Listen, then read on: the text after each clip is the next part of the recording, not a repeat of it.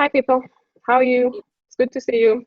I've had a long Good week. to see I you. want to catch up with how you both are. How are you? I'm Okay, your okay. faces are very scary. Let me remove your Well, glasses. I must start by saying, happy birthday to my baby sis, Vivian.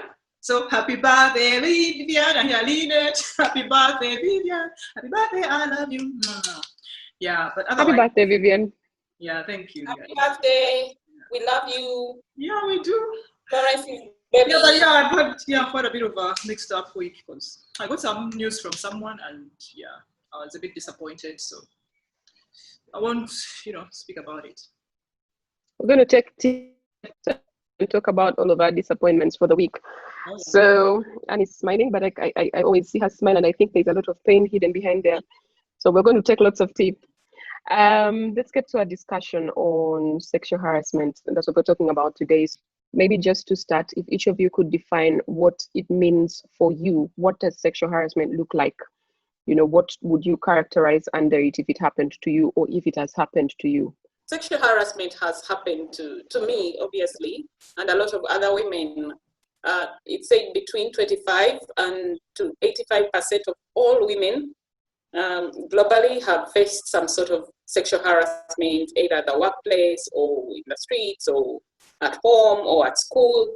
So it's everywhere. And for me, sexual harassment is any behavior. It's a behavior that is unwelcome. For example, unwelcome sexual advances, unwelcome jokes, unwelcome touches, unwelcome anything of a sexual nature directed towards me that is unwelcome and unwanted on my part. That's how I define sexual harassment. And it doesn't mean that that I have to say to be, how should I? If I look like I am smiling when you made that funny joke that is not funny, it doesn't mean that I'm okay with it. No, for me, on my part, it's not welcome, it's not wanted. That's sexual harassment. Okay. Florence? Well, Anna's practically said it all, but I would just add and say it's really abhorrent. It's just so vile. It violates someone's dignity. It makes you feel intimidated, especially if you're even at a workplace, degraded, humiliated, because there are different forms where you feel like, my goodness, the groping, it's so gross. I hate that. I don't know if I've told you guys, but I've been on the streets of Kampala, and trust me, guys have practically reached through my trousers, right to my vagina, just to get that hand in. I hate that groping. It's just horrible, At the workplace, it's worse. That's why, it creates a hostile or offensive environment, and you feel like you don't belong. But then for me, what even stands out most is the fact that it's those gendered put downs, and mostly targeting women. This is everyone, but women experience it the most. I hate it. Yeah. Florence, your definition of what happens walking down Kampala just sort of threw me. And I think that happens to a lot of women walking down the streets of Kampala, especially if you've gone shopping downtown Kampala for clothes, shoes, you sort of know what it's like. But I'm trying to remember when that has happened, but I realize it's like a thing that's so it just sort of gets into your private space in such a way that you want to forget it. So I feel like I've either blacked it out or I hate to think about it. So it's very painful to even hear you say it again. When we define sexual harassment, I think one of the things that a lot of people don't give attention to is the conversations, the things that people say that they do not define as sexual harassment, because the assumption is, if I haven't tapped you, if I haven't touched you, if I haven't, but just a comment can actually be sexual harassment. And even that comment has such a weight, affects you in yeah. It's embarrassing. Mostly it makes you feel humiliated. It makes you feel objectified. It makes you feel, I don't know why people do these things. Just the other day, I met an ex-work colleague, someone I respect, and I was like, oh, hi, And then the first thing he said, oh, he had someone with him, and then he said, oh, do you see this girl? Do you see how she is? She's not young, she's old, but she eats egg. Eh? She's an egg holder in this one. Why are you saying these things? What has my age got to do with you? That's how I was introduced to. I don't know what the motive was. I'm like, why are you saying these things? So I asked him, and then he says, yeah, I don't want him getting ideas. He sees you, he thinks you're young, and then gets ideas, and then in a public place. So that's sexual harassment, guys. Just your guardian, is he your minder? Sorry? Wow. No, I was asking, is he your minder? Is he your guardian? I know. What is he to you? But anyway. Okay, guys, I want to know, how do you tell if you're facing sexual harassment? And Florence, you started to give an example of what's happened to you. Do you guys have any more examples to share, or that can then help somebody understand that maybe what they've experienced or what they're experiencing or what they might experience in future can be categorized under sexual harassment? Yeah, you know the thing about sexual harassment, sometimes it's even subtle. There's one which is obvious. You know those stupid touches, and then someone just touches and somehow it slips on your boob and they think you don't notice it. Like, hello, I notice it. You know, those stupid touches on the knee, you know, subtle things. Someone just comes around your waist as if they're entitled to. Like, even if you really don't have this, you know, friendship with someone, or, you know, you're into it, like, it's unwelcome. Like, as long as I do not really give you that space, do not come into it. And then, of course, going into downtown, oh my God, there is this thing. I don't even want to do it. I don't know if men still do it. Someone just finds you, even people you know and respect, and they just grope you in the finger to just show you. I don't know if you guys have experienced it. Because growing up, like, that finger. No. Scratching. And I'm sure you have. The one of scratching. When they're greeting you. Yes. I hate that, but men do it. You're walking and someone just feels the need to just, a freaking stranger grabs your boob. Like, I've told you, a man has dug his way in my vagina, walking, like, practically I could feel it. I was like, wow. I think I was even a teenager. Sexual harassment. Yeah, it's just... For kids, it's even worse. Like, yeah. I think I've blocked out some things in my memory, but I'm telling you, I've had like 2 incidents. I could have been below 7, maybe I was 6. You know, those things kids even hide away. And someone touches you.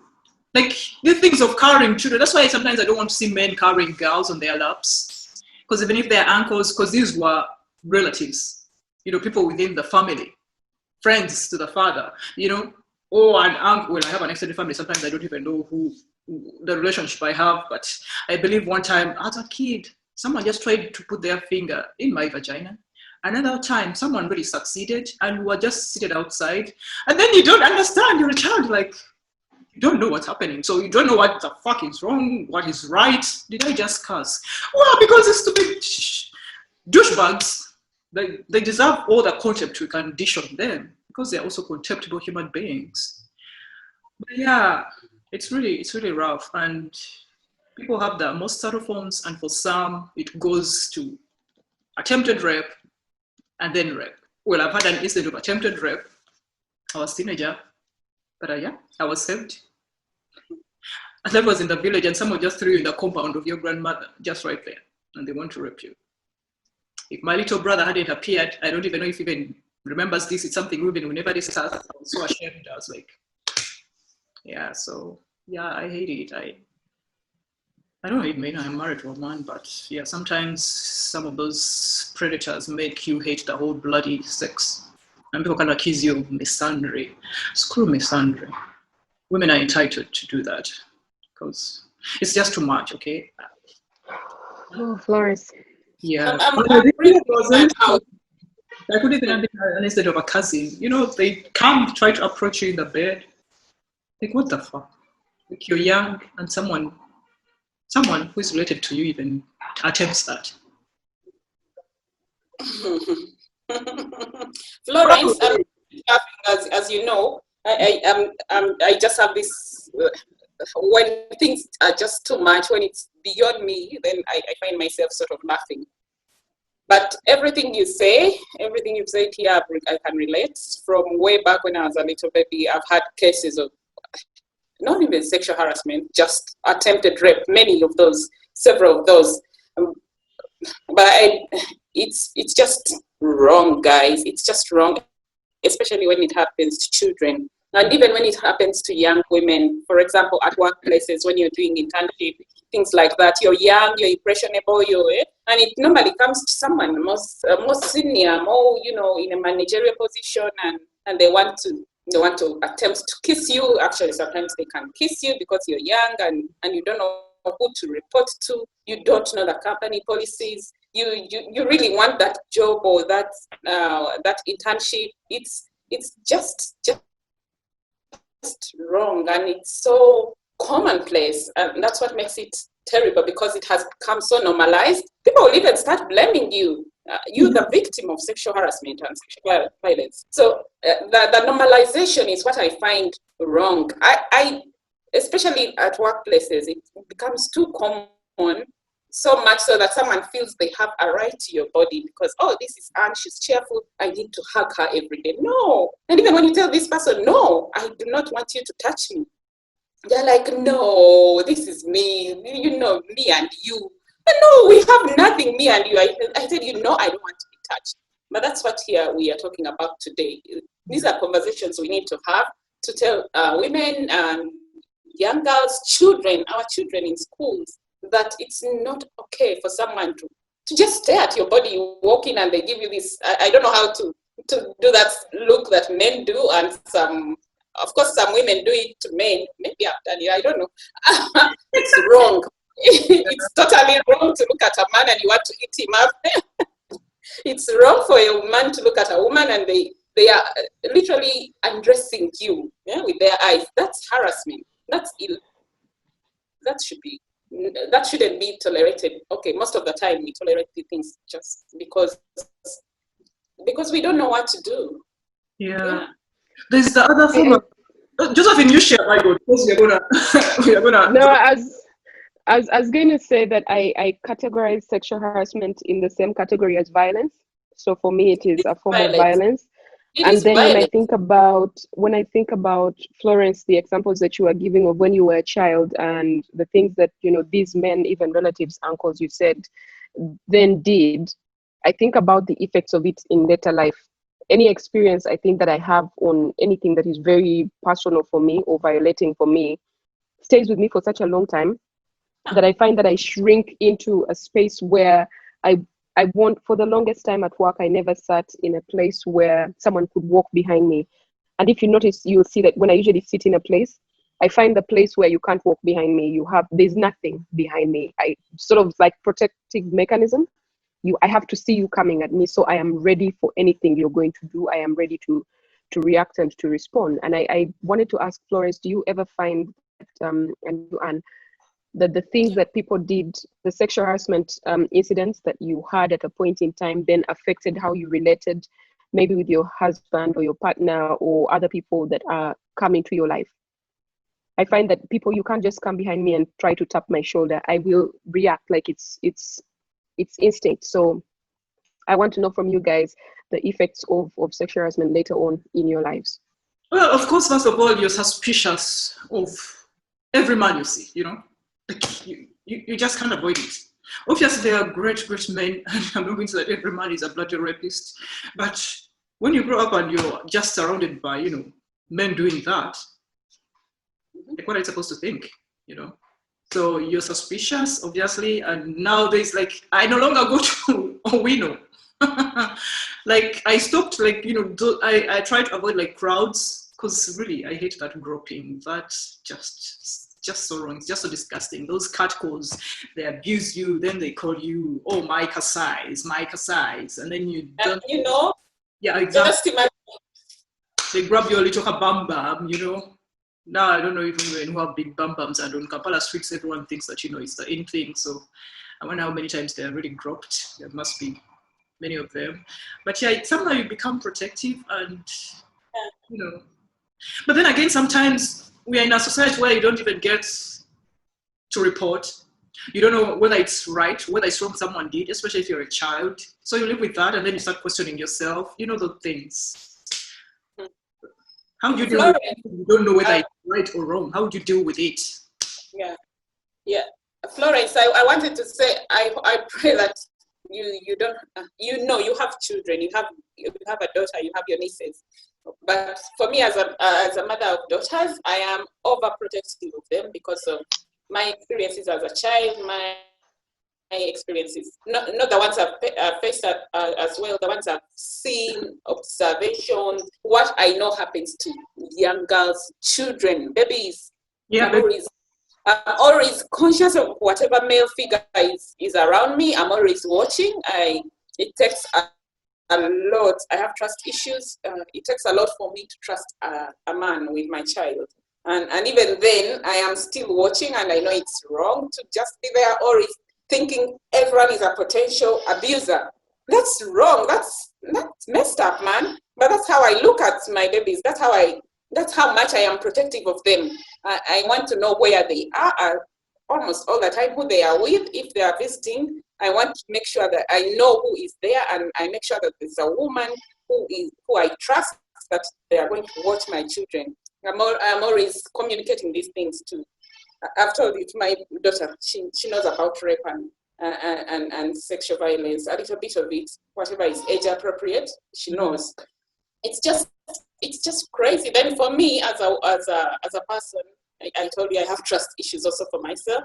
You will never see. It's rare for me to have like male visitors over.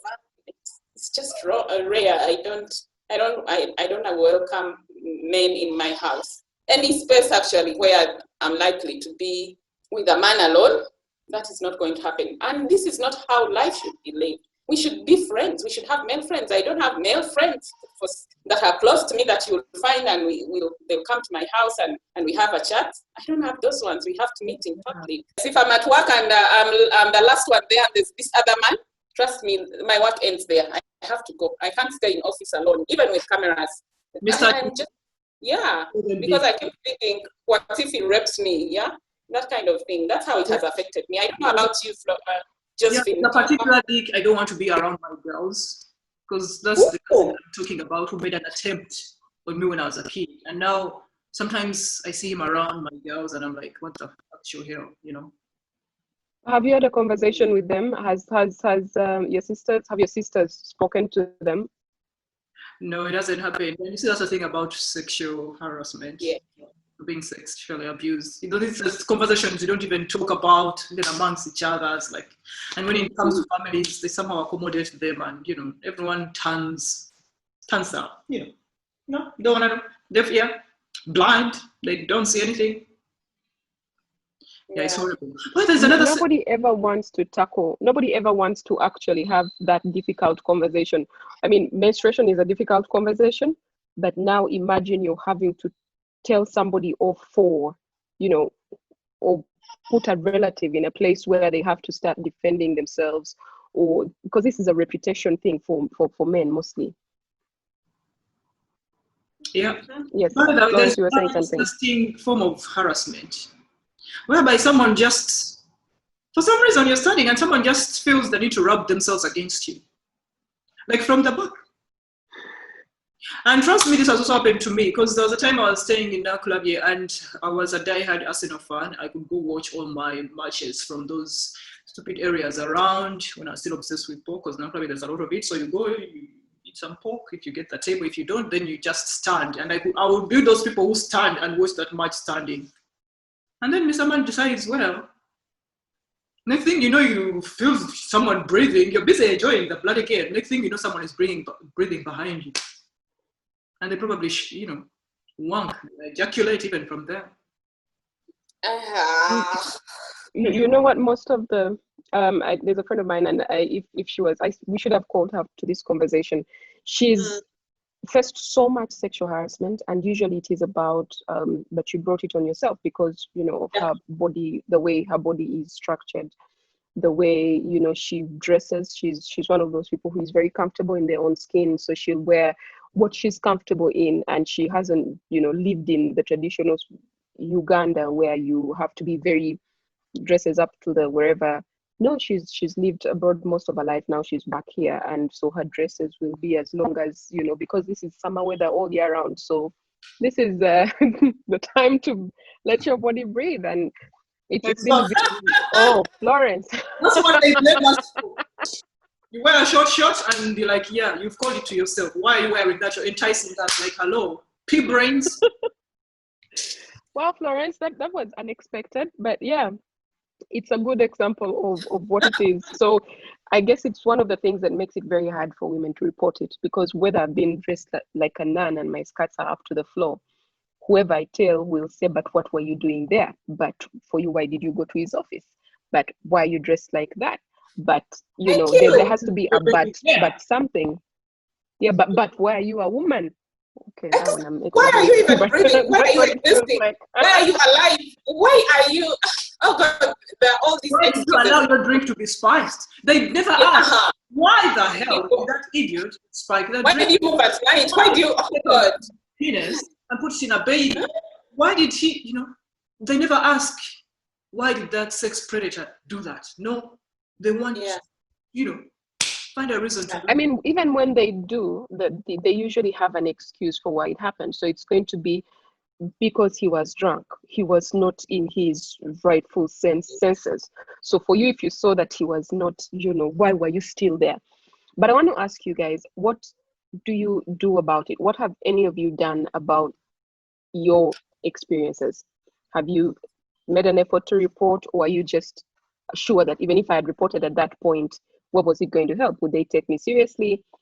And what would you tell someone to do about it if they face sexual harassment?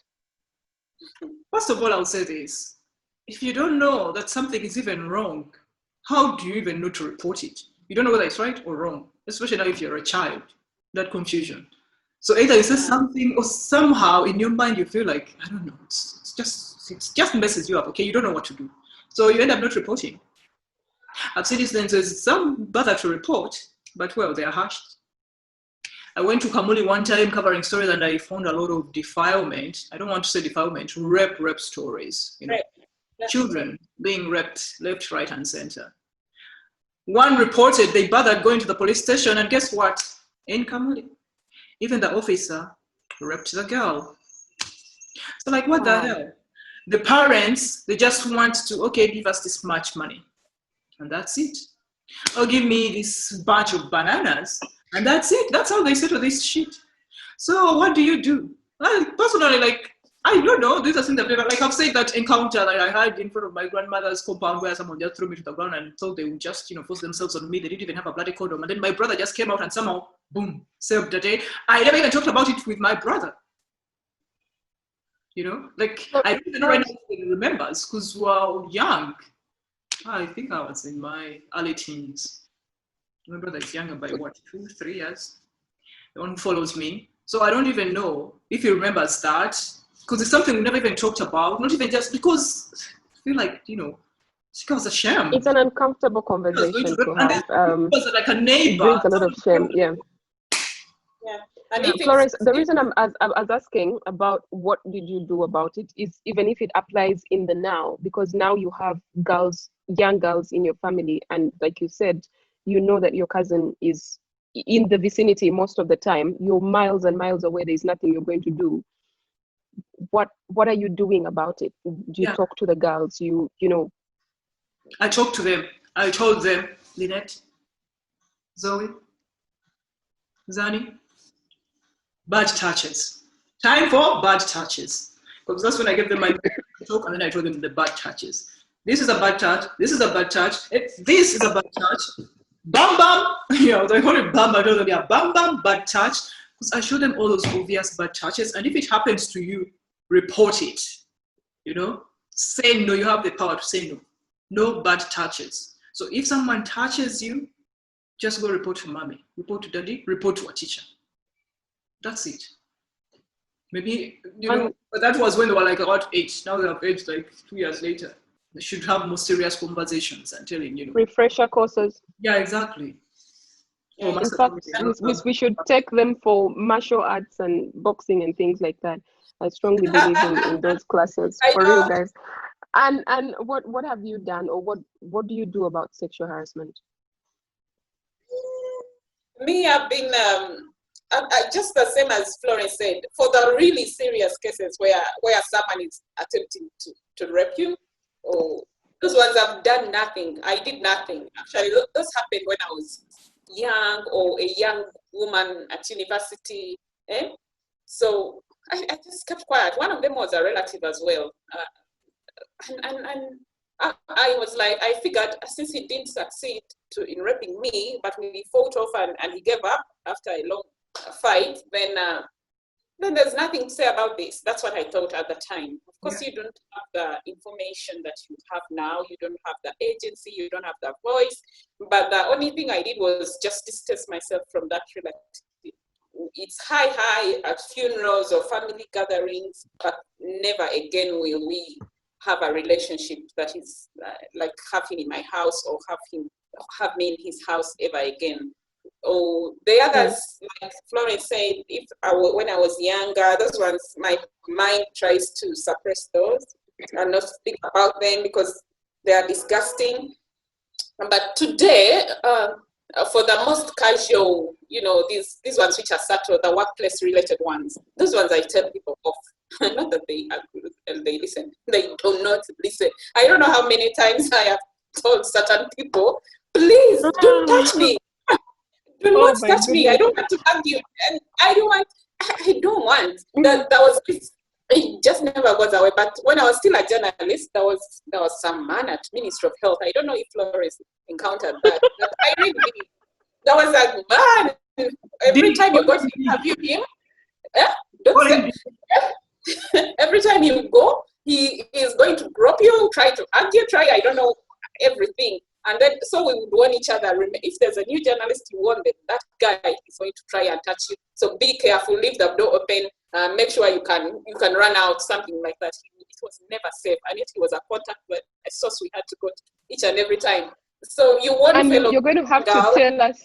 You're going to have to tell us the name, because I think I know who that person is, and I just want to corroborate my own story. I promise you. After tea, yeah, that's what I'm saying. You need to say, because I think that's the same person. But carry on. Oh God, he was a disaster. He was terrible. He's disgusting. Then I imagine. Anyway, the only thing I wanted to, if anyone wants to take away something from this, any survivor or victim, they don't like to say victims, but if you're a victim of sexual harassment, never feel guilty, because men and society, actually women, there are some very complicit women, and those are the ones that make me want to cry. I just hate them. The ones who say, what were you doing there? Why did you smile? Why did you talk to me? I saw a influencer on social media, those Ugandan influencers of yours you have, and one of them was writing, blaming women who take notes, who take what, and everyone was like, you see, yes. And you could look at the chat and you look at what these guys are saying, and they're like, yes, they're enticing us. Why? Why are you taking these nude photos? Why are you wearing this? I was like, what the hell? And those women who just go and say, why are you wearing that? Like, and then girls, stop wearing this. Respect yourself. Dignity. Screw dignity. How about someone who respects themselves, respect their penis, Yeah, no one ever wants to blame the actual perpetrator. No. So they want to make you feel guilty, and that's why we have cases of us not saying anything about it, not reporting. Unable to actually mention the people by name. That is the thing. Can you imagine?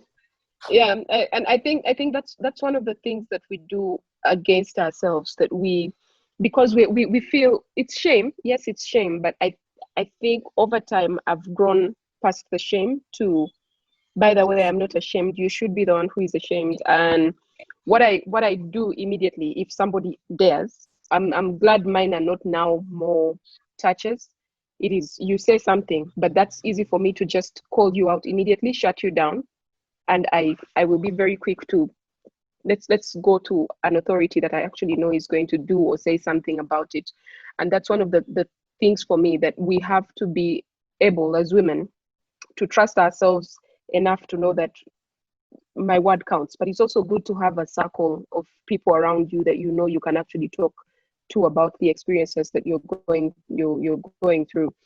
Some questions here. We have David, who says, good discussion for me with a yet to be 14-year-old daughter who is exposed to age mates that are so much exposed. Olivia Komdisha says, if I ever have girl children, I will talk to them about rape and the monster is in rapists. I was lucky enough that my mother talked to me about rape and sexual harassment at a tender age, and I was always on the lookout of who wanted to do what mommy told me was bad. But rape and sexual assault are real. I have friends who have fallen victim. Sophie says, this conversation is long overdue. Workplace harassment is so real. Derek Natwalma says, the network is not good today. Oh dear, I hope it's gotten better. And again, he says, I'm following, thank you. And he's following from Eastern Uganda, Iganga. Delilah Ayusu says, I always move with a pocket knife in my purse. And Olivia once again says, sexual harassment at workplaces is very real, capital letters. I'm glad I know how to defend myself and tell them off without offending them. But please don't be afraid to offend, Olivia. Please, I beg, don't be afraid to offend. Go ahead and offend. Offend in a loud enough voice so that the rest of us can hear and actually come and back you up, and without compromising my rights. I think it is important that we actually have these conversations. How do we want to close this conversation? What is our call to action, and what are we telling people who are watching this conversation? The men who, we actually know that men get sexually harassed as well. That one is true. But when we speak about the workplaces, I think this is a wide conversation that we need to now start breaking down to sexual harassment at work. But when you speak about the workplaces, what does an intern do when they join an organization and you're trying to impress the boss, or not even just an intern, but you're a new employee, you're trying to impress the boss, male or female, or you're trying to find your way, and the only way people are going to help you is that way. And I think it's important that people also take great consideration for the reports that interns make when they join an organization. You'll be amazed at the things they'll write in there. They'll actually talk about the sexual harassment cases in there, but people never pay attention to them. And I think it's important. So who do you report to? Do you go to your HR to report and say, look, this person, is the HR in the organization the kind of person who is able to do anything about it, or are they a puppet? Is your head of department somebody who is able to speak out on your behalf and actually do something about it? Who do you go to when something like that happens? Yeah, but in workplaces, first of all, they need to have sexual harassment policies.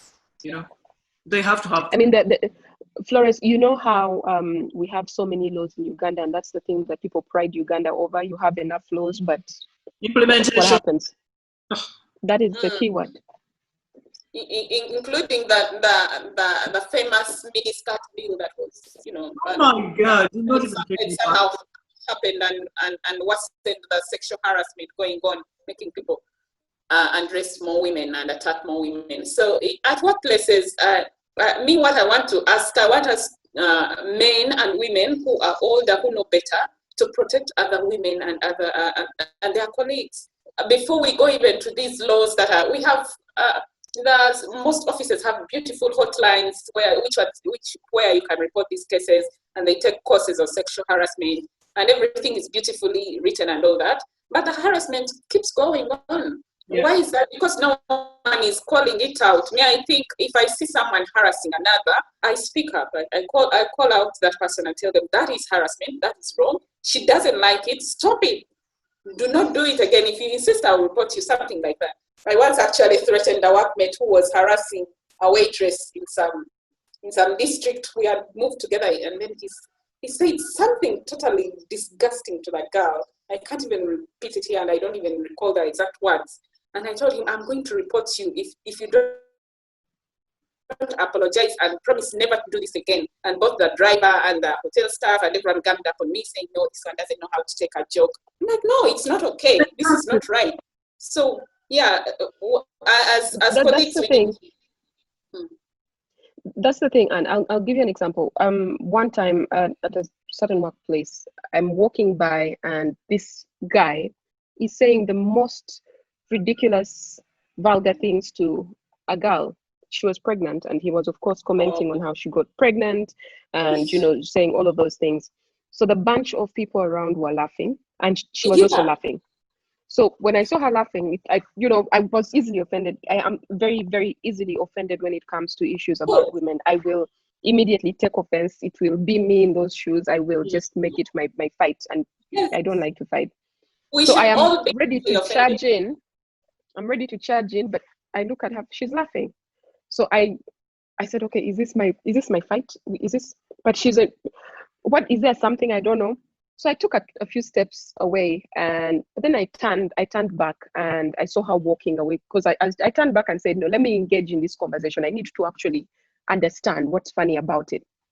So when I turned, she was walking away now from the group. So I follow her she goes to a room, and she sits down, and I find her with her head, her head between her hands, and she's just looking down, and she's crying. So I said, but so I was still angry, as though it was me, which was really, really my mistake. But I said, so why didn't you say anything? And she said, because we're not all like you. We can't just speak out. If I speak out, what if they start to make fun of me later, refuse to give me, the work that I'm supposed to do? What if they marginalize me and I can't get ahead? And I'm thinking to myself, and then that's when I started to realize my privilege. And sometimes you don't even realize that your confidence can be privileged, that your ability to just confront situations is privileged, because a lot of people don't have the same privilege. They're not like you. So it stayed with me. It stayed with me for a very long time. And I eventually met that guy, and I said, when you say things like this, I gave him a piece of my mind. But I went back to the girl and I said, it's not even, you don't rely on, use my privilege. If you see me passing by, get angry, I will join the fight. I will get in with you, and we'll get angry together. And I think it's important, like we were saying at the beginning, we need to get angry about these things together. I think this is the most I've spoken about anything in these conversations we've been having. So let me shut up. Thank God. You should say even a lot. Too bad we are running out of time. There's one more comment that I wanted to read, and this is coming in from Derek again, and he says, in my opinion, I think this whole conversation goes back to the way we are being raised, and this comes back to real parenting. It's high time parents started facing reality. I mean, parents need to have this peer education with their children, and this takes us back to the way parents used to talk to their children in the African traditional culture. The gap between parents and their children should be small. You know the sad thing about this parent thing? Sometimes it's the bloody parents raping their children. Thank you. Fathers, like the last time I was in Uganda, 2015, one of the last stories I reported, the girl was pregnant with her father's child, and she went to this pregnancy shelter, and they don't encourage abortion. They're Christian. So even if she had the opportunity to get rid of that child, she couldn't. So this lovely girl, now I'm sure she has, well, it's been 5 years. She's now maybe in her 20s. She was still a teenager. And there was another case still at that pregnancy center, which was sheltering girls. And like, wow, 3 girls were like, my father used to sleep on all 3 of us. One of them ran away. That's in Uganda. Those so-called parents, they're the ones raping us. So when people tell me family, oh, blood, hello, have you been in some families? But yes, it's good for the parents to have the conversations, fine. Yeah. It's coming from society.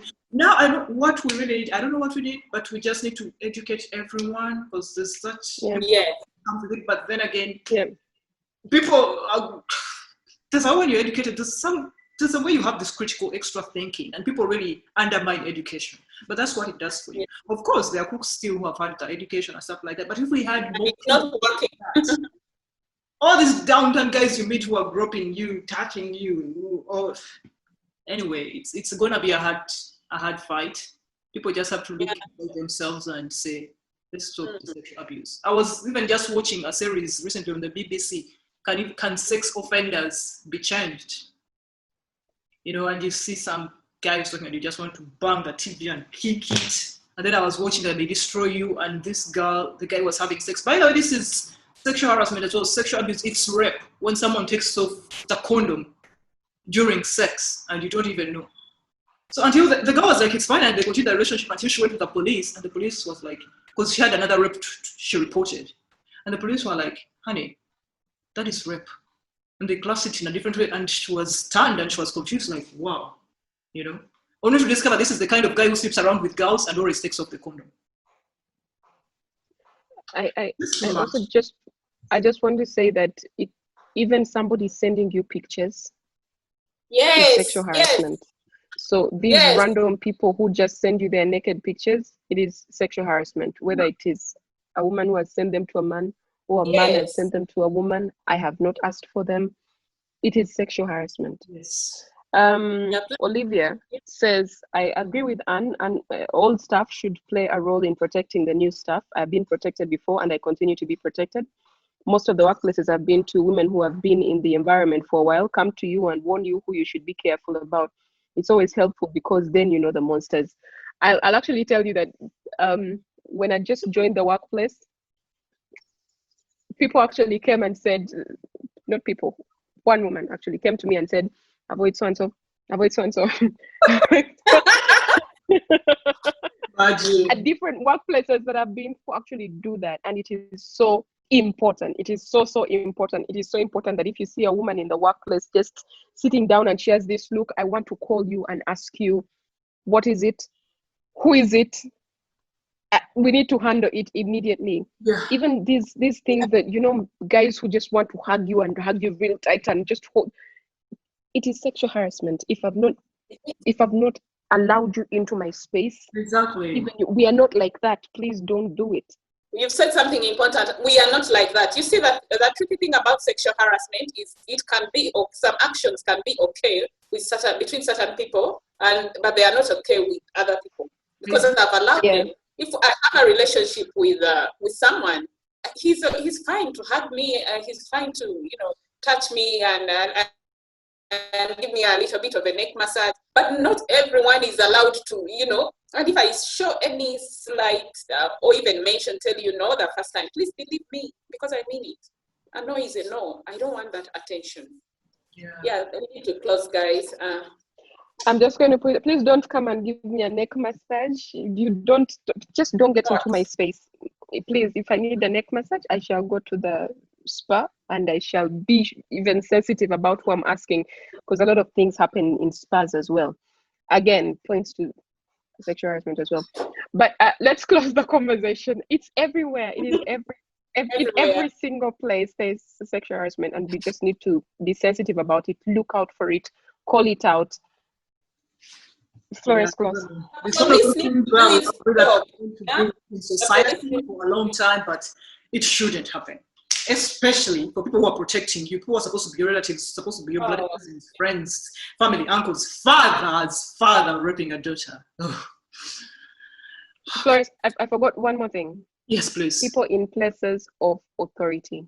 So if you know that you have one or two over the people that report to you, and maybe it's not even places in authority, it may be that you're in an institution that holds a certain place. So if you summon people in a lower institution than you, they will have to show up. Please, even if the one lesson I've learned is, if I don't know whoever summons me, I have to go with somebody else. So if it means I will call a trusted friend of mine who is female and say, are you free today?